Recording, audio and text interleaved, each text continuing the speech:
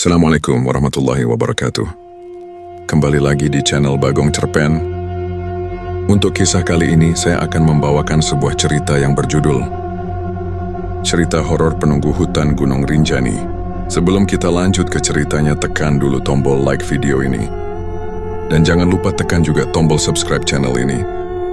Nyalakan juga lonceng notifikasinya agar tidak ketinggalan cerita-cerita lainnya dari channel ini.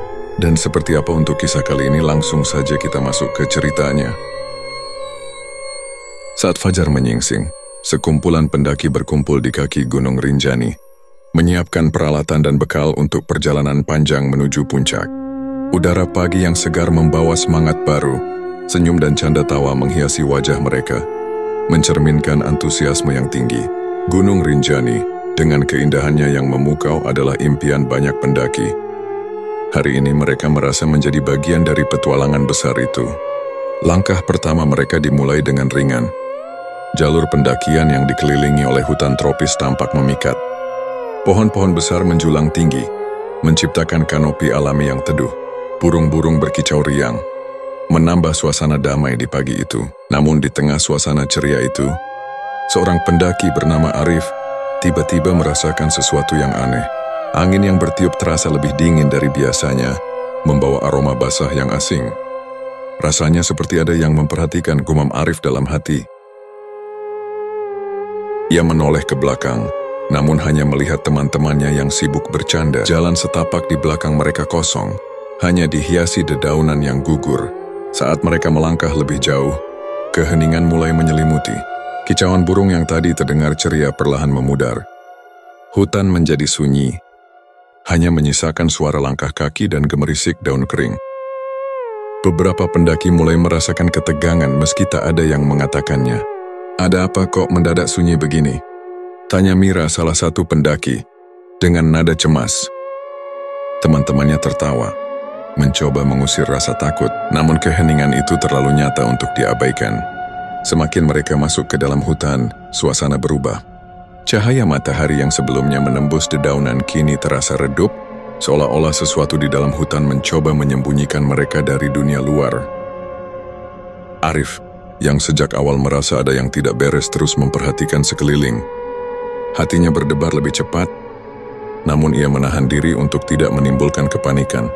Tidak ada apa-apa, mungkin ini cuma suasana pagi di hutan, pikirnya mencoba meyakinkan diri. Namun jauh di lubuk hatinya Arif tahu ada sesuatu yang salah. Sesuatu yang tidak bisa dijelaskan oleh logika. Perjalanan mereka baru saja dimulai, tetapi kehadiran tak kasat mata seolah telah menyambut mereka dengan diam-diam. Menanti saat yang tepat untuk menampakkan diri. Malam mulai menyelimuti hutan Gunung Rinjani. Langit yang sebelumnya cerah kini ditutupi kabut tipis, menambah nuansa misterius di sekitar jalur pendakian. Kelompok pendaki memasang tenda di area peristirahatan yang sudah ditentukan. Awalnya, mereka membawa cara beriang, menikmati makan malam sederhana di bawah cahaya senter. Namun, seiring berjalannya waktu, suasana mulai berubah. Hutan yang sebelumnya hidup dengan suara binatang malam mendadak sunyi. Tidak ada suara jangkrik, burung hantu, atau gemerisik dedaunan yang tertiup angin. Keheningan itu terasa tidak wajar, seolah-olah hutan tengah menahan napas. "Kenapa hening banget ya? Biasanya kalau malam gini rame sama suara binatang." Gumam Mira memecah keheningan. Ia menoleh ke Arif, yang duduk memandangi hutan dengan ekspresi serius. "Entahlah," terjawab Arif pendek. Ia merasakan ketegangan yang sulit dijelaskan, seperti ada sesuatu yang mengawasi mereka dari balik kegelapan. Beberapa pendaki mencoba mengalihkan perhatian dengan cerita-cerita lucu, tapi gelak tawa mereka terdengar hampa di tengah keheningan yang mencekam. Bahkan suara ranting patah yang biasanya dianggap biasa terdengar seperti ancaman. Tadi ada yang dengar langkah kaki enggak?" tanya Dito tiba-tiba. Wajahnya pucat, matanya menatap ke arah jalur setapak di belakang mereka. Semua terdiam mendengarkan. Tapi tidak ada apa-apa.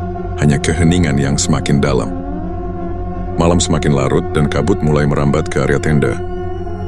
Beberapa pendaki merasa udara menjadi lebih dingin meskipun api unggun masih menyala.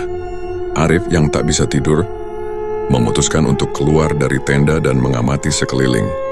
Ia memperhatikan pepohonan yang berdiri tegak, seperti penjaga hutan yang diam. Tiba-tiba, dari kejauhan, ia melihat bayangan bergerak di antara pepohonan. Bayangan itu tinggi dan kabur, seperti sosok manusia tetapi terlalu besar untuk ukuran normal. Arif membeku di tempatnya. Ia ingin memanggil teman-temannya, tetapi suaranya seperti tercekat di tenggorokan. Ketika ia berkedip, bayangan itu menghilang seolah-olah tidak pernah ada.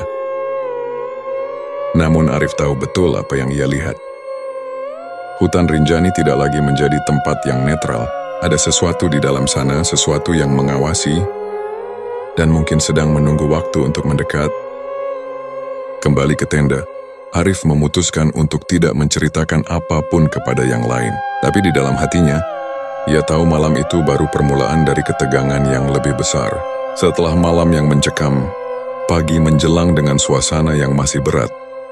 Kelompok pendaki melanjutkan perjalanan, berusaha menyingkirkan rasa cemas yang menyelimuti mereka sejak malam sebelumnya. Jalur setapak yang menanjak semakin sempit, dikelilingi pohon-pohon tinggi yang menciptakan lorong gelap.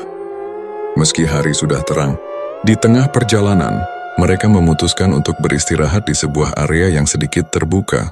Beberapa pendaki membuka botol air, sementara yang lain duduk mengatur napas. Namun di saat itulah suara langkah kaki terdengar dari kejauhan. Suara itu pelan tetapi jelas, seperti seseorang berjalan di atas dedaunan kering. Siapa yang masih jalan?" tanya Dito sambil menoleh ke belakang. Semua pendaki saling memandang. Tidak ada yang bergerak. Mereka mencoba mengabaikan suara itu, mengira itu mungkin hanya hewan liar yang lewat. Tetapi langkah kaki itu terdengar lagi, kali ini lebih dekat, lebih teratur. Suaranya seperti mengikuti ritme langkah mereka sebelumnya, membuat suasana semakin aneh. Mira memeluk dirinya sendiri. Matanya menatap penuh kecemasan. Ini nggak lucu. Kalau ada orang, kenapa nggak kelihatan? Arif berdiri dan memandang ke arah jalur yang baru saja mereka lewati. Hanya ada jejak kaki mereka sendiri di tanah yang basah. Tetapi langkah itu masih terdengar, perlahan mendekat. "Kita nggak sendirian di sini," gumamnya. Suasana semakin tegang. Beberapa pendaki mulai melirik satu sama lain, berharap seseorang mengambil keputusan, namun tidak ada yang berani berbicara lebih jauh. "Kita lanjut jalan saja. Jangan berhenti terlalu lama," kata Dito akhirnya. Berusaha menyembunyikan rasa takutnya. Semua setuju, meskipun wajah mereka menunjukkan kebimbangan. Saat mereka melanjutkan perjalanan, langkah kaki itu tetap mengikuti. Namun kali ini suaranya seolah berubah arah, mengitari mereka dari berbagai sisi. Mira mulai menangis pelan, merasa ketakutan. Arif mencoba menenangkan, meskipun ia sendiri merasa ada sesuatu yang salah. Langkah-langkah itu seolah mengejek mereka, mendekat tetapi tak pernah menampakkan wujud.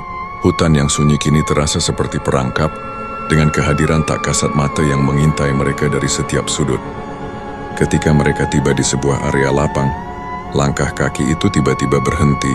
Tidak ada suara apapun, seolah makhluk itu hanya ingin memastikan mereka tahu bahwa mereka sedang diawasi. "Apapun itu, sepertinya dia tidak mau kita di sini," kata Arif pelan. Tapi di dalam hatinya, ia tahu ini baru awal dari gangguan yang lebih besar. Mereka mungkin telah memasuki wilayah yang tidak seharusnya mereka ganggu.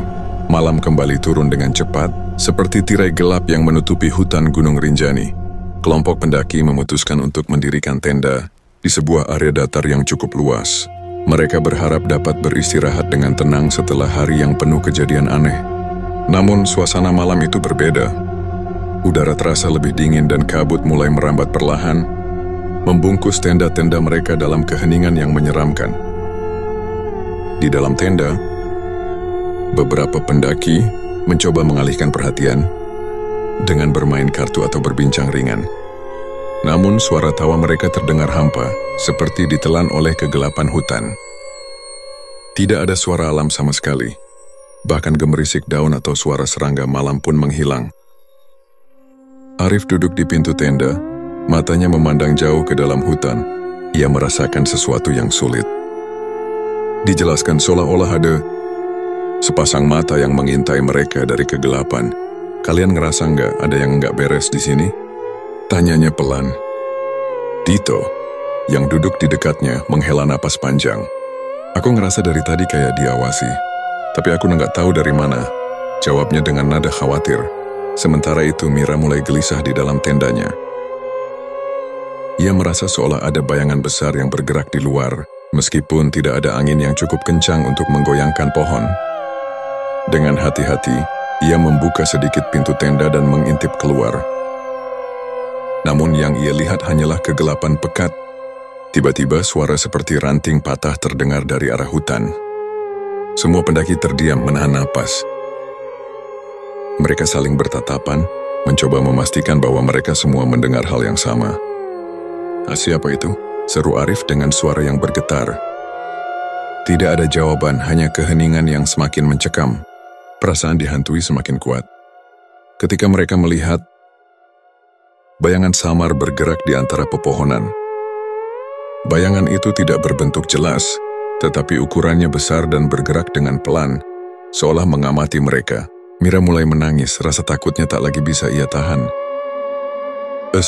Aku nggak mau di sini. Ini nggak normal," Solam serunya. Arif mencoba menenangkan. Meskipun ia sendiri merasa ketakutan, kita harus tetap di tenda. "Jangan keluar apapun yang terjadi," katanya tegas. Malam itu terasa begitu panjang. Setiap suara kecil, setiap bayangan yang bergerak di luar tenda, menambah ketegangan yang tak tertahankan. Mereka berusaha tetap fokus, tapi rasa takut telah menguasai hati mereka. Hutan Rinjani, yang sebelumnya tampak megah dan tenang, kini berubah menjadi tempat yang penuh misteri. Mereka sadar, sesuatu sedang memperhatikan mereka dari kegelapan, sesuatu yang bukan manusia, dan malam ini mereka tidak lagi merasa menjadi pendaki yang menyatu dengan alam, tetapi menjadi tamu yang tidak diinginkan. Ketika malam semakin larut, rasa lelah dan kantuk mulai menguasai sebagian pendaki. Namun Dito memutuskan untuk berjalan sedikit menjauh dari tenda, mencari udara segar dan menenangkan pikirannya. Ia membawa senter kecil, langkahnya pelan, dan suara daun kering yang terinjak menjadi satu-satunya bunyi di keheningan malam. Dito berhenti di dekat sebuah pohon besar, mencoba mengatur napas. Namun saat ia menoleh ke arah kanan, tubuhnya langsung membeku. Di antara pepohonan yang gelap, ia melihat sosok tinggi yang samar. Tubuhnya seperti diselimuti kabut tebal, tetapi matanya dua cahaya terang berwarna kekuningan menyala jelas.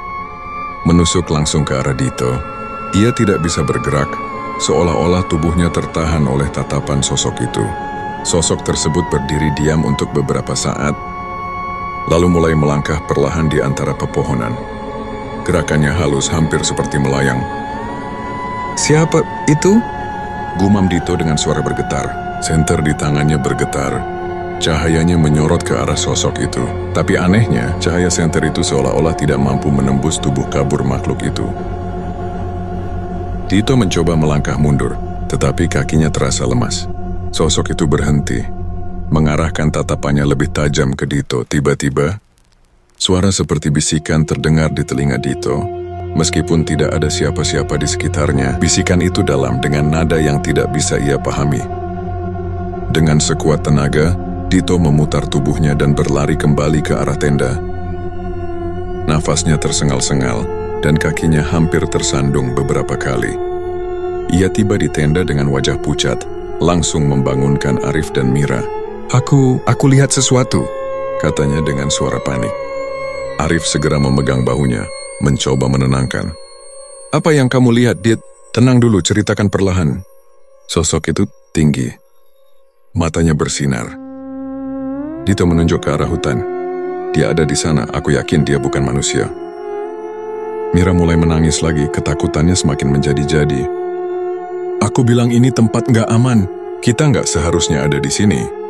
Arif mencoba berpikir logis meskipun jantungnya berdegup kencang. "Mungkin kamu cuma kelelahan, Dit. Bisa saja itu bayangan pohon atau sesuatu yang lain." Namun jauh di dalam hatinya, Arif tahu Dito tidak mungkin salah. Perasaan yang menghantui mereka sejak awal perjalanan kini memiliki bentuk nyata. Sosok gaib itu telah menunjukkan dirinya, dan sepertinya ia ingin menyampaikan sesuatu. Malam itu, mereka berkumpul lebih dekat di dalam tenda, mencoba mencari rasa aman. Namun pikiran mereka dipenuhi oleh sosok kabur. Bermata terang yang bergerak di antara pepohonan. Mereka sadar, hutan ini tidak hanya dihuni oleh mereka, ada penghuni lain yang tidak senang dengan kehadiran mereka. Setelah beberapa saat, Tito mencoba memberanikan diri untuk mendekati sosok tersebut. Dengan senter yang gemetar di tangannya, ia melangkah perlahan, meskipun seluruh tubuhnya terasa kaku oleh rasa takut. Sosok itu tetap berdiri di tempatnya, tidak bergerak, hanya menatap Tito dengan mata yang bersinar terang. Tito berhenti beberapa meter dari sosok itu, lalu memberanikan diri untuk melangkah lebih dekat. Jantungnya berdegup kencang, dan suara napasnya terasa begitu keras di telinganya. Ia menunduk sejenak untuk memastikan pijakannya di tanah yang lembab, lalu mengangkat pandangan ke arah sosok itu. Namun saat ia hendak mendekatkan senter ke arahnya, sosok itu menghilang begitu saja, seperti asap yang tertiup angin. Tidak ada suara, tidak ada jejak, hanya keheningan yang langsung terasa menekan. Tito tertegun, matanya liar mencari ke sekitar, tetapi yang ia lihat hanyalah pohon-pohon gelap yang berdiri diam seperti bayangan. Rasa takutnya bercampur dengan kebingungan. Kemana dia pergi? Gumamnya pelan, hampir tidak terdengar. Ia melangkah ke tempat di mana sosok itu berdiri, berharap menemukan sesuatu, jejak kaki, tanda, atau apapun yang bisa menjelaskan kehadirannya. Namun tanah di sana kosong, tidak ada bekas apa-apa, seolah sosok itu tidak pernah ada. Tiba-tiba, suasana hutan kembali menjadi sangat sunyi. Tidak ada suara ranting patah, tidak ada angin yang menggerakkan dedaunan, bahkan desis serangga pun menghilang. Tito merasa seperti berada di ruang hampa, terisolasi dari dunia luar. Ia menarik napas panjang, mencoba menenangkan diri. Mungkin aku cuma halusinasi, katanya pada dirinya sendiri. Meskipun ia tahu dalam hati bahwa apa yang ia lihat tadi sangat nyata. Saat ia kembali ke tenda, suasana di sana terlihat tenang. Pendaki lain mencoba meyakinkan diri bahwa semua sudah baik-baik saja. Mira, yang sebelumnya ketakutan, kini duduk di samping Arif sambil memeluk lututnya. Mungkin semuanya cuma perasaan kita, ujar Arif. Meskipun nada suaranya terdengar ragu, namun ketenangan itu terasa tidak wajar. Heningnya malam, yang awalnya mereka anggap sebagai tanda bahwa situasi telah normal kembali, justru membuat mereka semakin waspada.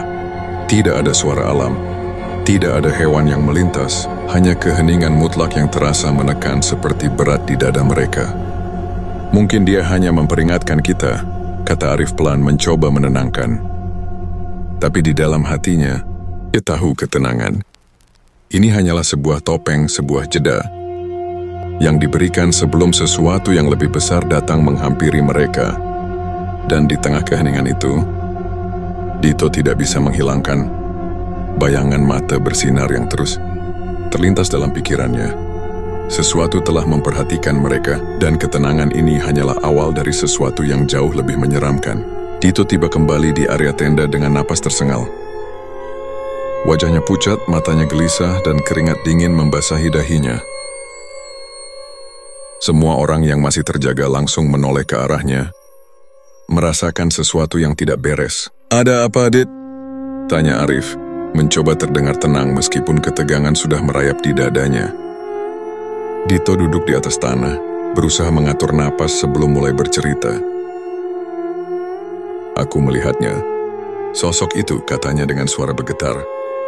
Ia kemudian menceritakan pengalaman yang baru saja ia alami tentang sosok tinggi dengan tubuh kabur dan mata bersinar terang yang hilang begitu saja saat ia mencoba mendekat. Kelompok itu terdiam mendengarkan. Sebagian dari mereka tampak skeptis, tetapi yang lain mulai merasa takut. Mira yang sejak awal sudah gelisah menatap Tito dengan mata membesar. Jadi, kamu benar-benar melihat sesuatu? Bukan cuma bayangan? Bukan bayangan, jawab Tito tegas. Aku yakin dia nyata. Tapi dia bukan manusia. Seorang pendaki bernama Raka, yang terkenal paling rasional di antara mereka, mencoba menenangkan suasana. Mungkin kamu cuma kecapekan. Dit, kadang otak kita bisa menciptakan hal-hal yang sebenarnya tidak ada. Namun Arif, yang mendengar cerita itu dengan seksama merasa berbeda. Ia memandang ke arah hutan yang gelap dan mengangguk pelan. Aku pernah dengar cerita soal makhluk seperti itu. Katanya dia penjaga hutan di sini. Kalau kita tidak sopan, dia akan memperlihatkan dirinya. Kata-kata Arif membuat suasana semakin tegang. Mira mulai menangis lagi, sementara pendaki lainnya saling bertukar pandang dengan cemas. Bahkan Raka yang biasanya tenang tampak sedikit ragu. Kalau memang itu makhluk penjaga, apa yang kita lakukan salah? Tanya seorang pendaki lain dengan nada panik. Arif mengangkat bahu. Aku nggak tahu, tapi kita harus hati-hati. Jangan berbuat sesuatu yang tidak sopan atau merusak di sini. Malam itu, suasana di dalam tenda semakin mencekam. Semua orang mulai berbisik tentang kemungkinan adanya makhluk gaib yang menghuni hutan ini. Ketegangan membuat mereka sulit untuk tidur. Setiap suara kecil di luar tenda membuat mereka berjaga-jaga.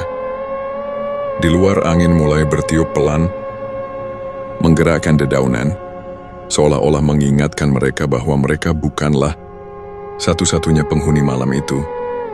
Rasa takut telah menguasai hati para pendaki, dan mereka sadar bahwa perjalanan ini mungkin akan jauh lebih berat daripada yang mereka bayangkan. Ketegangan di tenda semakin memuncak ketika Raka, yang sebelumnya terlihat skeptis, memecah keheningan dengan suara berat. Aku ingat sesuatu, katanya sambil menatap api unggun kecil di tengah mereka. Dulu waktu pertama kali mendaki Rinjani, aku pernah dengar cerita dari seorang pemandu lokal. Semua mata tertuju padanya. Meski cemas, rasa ingin tahu mengalahkan ketakutan mereka. Aku nggak tahu apakah ini benar, lanjut Raka, tapi katanya, Rinjani bukan cuma gunung.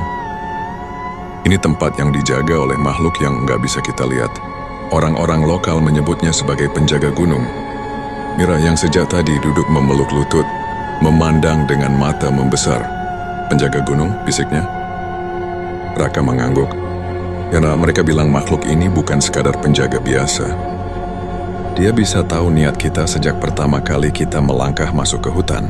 Kalau kita punya niat buruk seperti merusak alam atau meremehkan tempat ini, dia akan memperlihatkan dirinya. Tapi kalau kita hormat, dia nggak akan ganggu. Dito yang masih teringat jelas dengan sosok yang dilihatnya, menyela dengan suara parau. Jadi, mungkin itu yang aku lihat tadi. Penjaga itu, mungkin saja, jawab Raka sambil menghela napas. Makanya orang-orang lokal selalu bilang, jangan bicara sembarangan atau berbuat seenaknya di sini. Bahkan sekadar berpikir buruk pun bisa jadi masalah. Arif, yang sejak tadi mendengarkan dengan serius, angkat bicara. Kalau begitu kita harus lebih hati-hati. Mungkin ini peringatan untuk kita. Ada yang merasa melakukan sesuatu yang enggak seharusnya. Semua orang saling berpandangan. Perlahan Mira mengangkat tangan. Aku sempat membuang sampah kecil di jalan tadi. Aku enggak sadar, katanya sambil menangis. Arif mengangguk. Itu mungkin hal kecil buat kita, tapi buat mereka, itu bisa dianggap tidak hormat. Mulai sekarang, kita nggak boleh melakukan hal yang merusak sekecil apapun. Suasana menjadi lebih hening. Perasaan bersalah mulai menyelimuti mereka, terutama Mira. Namun, ada juga rasa takut bahwa mungkin ada hal lain yang telah mereka lakukan tanpa sadar. Kalau cerita ini benar, lanjut Raka, makhluk itu sebenarnya nggak ingin menyakiti. Dia hanya ingin kita tahu bahwa ini tempat mereka, dan kita harus menghormatinya. Tapi kalau kita melanggar terlalu jauh, mungkin dia nggak akan tinggal diam. Ucapan itu membuat semua orang bergidik. Mereka sadar, perjalanan ini bukan hanya tentang melawan rasa lelah dan medan yang berat, tetapi juga tentang menjaga sikap dan niat di hadapan sesuatu yang jauh lebih besar dari mereka. Malam itu, tidak ada yang berani berbicara terlalu keras. Mereka hanya duduk diam di sekitar api unggun, merenungkan cerita Raka sambil merasakan kehadiran yang tak terlihat di sekitar mereka. Penjaga gunung mungkin sedang mengawasi, memastikan bahwa pelajaran ini tidak akan mereka lupakan. Malam di Gunung Rinjani semakin pekat. Udara dingin menusuk tulang, dan hanya cahaya redup dari api unggun yang menerangi wajah-wajah lelah dan tegang para pendaki. Meski mereka berusaha tetap tenang, suasana mencekam perlahan menggantikan rasa kantuk. Dito yang duduk paling dekat dengan api, tiba-tiba mengangkat kepalanya. Kalian dengar itu? Tanyanya dengan suara pelan. Semua terdiam, mencoba mendengar lebih jelas. Samar-samar, terdengar suara langkah kaki dari arah hutan. Langkah itu berat dan perlahan, seperti seseorang yang sengaja mendekat, namun berhenti setiap kali mereka mencoba memusatkan perhatian. Mira mencengkeram lengan Arif dengan erat. Itu cuma suara ranting patah, kan? Tanyanya dengan suara bergetar. Meski dalam hatinya ia tahu bukan. Raka mencoba mengendalikan situasi. Mungkin cuma hewan liar, katanya meskipun nada suaranya terdengar ragu. Jangan terlalu dipikirkan. Namun ketegangan semakin meningkat. Beberapa pendaki lain mulai melaporkan hal-hal aneh. Dito merasa seperti ada bayangan yang bergerak cepat di antara pepohonan. Arif bersumpah bahwa ia melihat sepasang mata bersinar dari kejauhan. Namun ketika ia berkedip, sosok itu menghilang begitu saja. Puncaknya terjadi saat Mira, yang duduk memunggungi hutan, tiba-tiba berteriak. Ada yang menyentuh bahuku. Ia melonjak berdiri, wajahnya pucat pasi. Namun saat semua orang menoleh, tidak ada siapapun di belakangnya. Kita nggak sendiri di sini, kata Dito akhirnya memecah kebisuan. Aku yakin mereka sedang mengawasi kita. Ketegangan berubah menjadi ketakutan yang nyata. Suara-suara aneh semakin sering terdengar, dari desiran dedaunan yang tidak seharusnya bergerak, hingga suara langkah kaki yang terdengar semakin dekat namun tak pernah terlihat. Arif akhirnya berdiri. Kita nggak bisa terus begini, kita harus melakukan sesuatu. Mungkin mereka hanya ingin kita meminta maaf. Dengan hati-hati, Arif memimpin kelompok untuk berdiri melingkar di sekitar api unggun. Ia menundukkan kepala, lalu berkata dengan suara tenang namun tegas, "Kami minta maaf kalau kami sudah tidak sopan. Kami tidak bermaksud merusak atau mengganggu. Tolong izinkan kami melewati tempat ini dengan selamat." Setelah beberapa saat keheningan, suara-suara aneh itu perlahan menghilang. Namun ketegangan tetap terasa di udara. Tidak ada yang berani tidur malam itu. Mereka hanya duduk terjaga, merasakan kehadiran yang tidak terlihat, berharap bahwa permintaan maaf mereka diterima. Malam itu menjadi malam terpanjang bagi para pendaki. Meskipun suara-suara berhenti, perasaan diawasi tidak pernah benar-benar hilang. Mata-mata mereka terus mengintai kegelapan, seolah-olah siap menyaksikan sesuatu yang lebih buruk terjadi kapan saja. Saat fajar menyingsing, wajah-wajah pendaki terlihat lebih lelah daripada malam sebelumnya. Namun, bukan karena perjalanan berat yang mereka lalui, melainkan ketegangan yang terus menggerogoti mental mereka sepanjang malam. Aku nggak bisa terus begini, kata Mira dengan suara parau. Matanya sembab karena menangis sepanjang malam. Aku lebih baik turun daripada bertahan di sini. Ini terlalu menakutkan. Arif mengangguk pelan. Aku rasa kita perlu memikirkan ini baik-baik. Kita nggak tahu apa yang akan kita temui jika terus naik. Dito yang sempat melihat sosok gaib malam itu menambahkan, kita sudah diberi peringatan. Aku rasa itu tanda bahwa kita harus pergi. Kita nggak diterima di sini. Raka yang sebelumnya mencoba menjadi suara rasional di kelompok akhirnya menyerah. Aku nggak suka menyerah di tengah perjalanan, tapi ini beda. Aku juga merasa nggak nyaman di sini. Setelah berdiskusi singkat, kelompok akhirnya sepakat. Mereka akan membatalkan rencana mencapai puncak dan memulai perjalanan turun. Keputusan itu tidak diambil dengan mudah, terutama bagi Arif dan beberapa pendaki lain yang masih ingin melanjutkan. Namun rasa takut yang tak kunjung reda membuat mereka memilih keselamatan. Saat mereka mulai menuruni jalur pendakian, suasana perlahan berubah. Suara-suara alam yang sebelumnya hilang kini mulai kembali, kicauan burung, desiran angin dan gemerisik dedaunan. Udara yang sebelumnya terasa berat kini lebih ringan, seolah-olah kehadiran gaib yang mencekam telah melepaskan mereka. Mira, yang sebelumnya merasa paling ketakutan, mulai merasakan ketenangan. Kalian merasakannya? Tanyanya sambil menoleh ke belakang. Hutan ini terasa lebih hidup sekarang. Dito mengangguk. Mungkin mereka hanya ingin kita pergi. Mungkin kita memang nggak pantas di sini. Ketika mereka akhirnya mencapai titik awal pendakian, tubuh mereka terasa lelah, tetapi hati mereka lebih tenang. Kedamaian yang hilang sejak malam pertama kini kembali. Mereka saling memandang tanpa kata-kata, tetapi dengan pemahaman yang sama. Perjalanan ini akan menjadi pelajaran berharga bagi mereka. Setelah mengucapkan syukur atas keselamatan mereka, kelompok itu meninggalkan Gunung Rinjani dengan perasaan campur aduk. Mereka mungkin tidak sampai ke puncak, tetapi pengalaman ini mengajarkan mereka untuk lebih menghormati alam dan kehadiran yang tak terlihat di sekitarnya. Gunung Rinjani tetap berdiri megah di kejauhan, menyimpan misteri yang hanya bisa dipahami oleh mereka yang pernah merasakannya.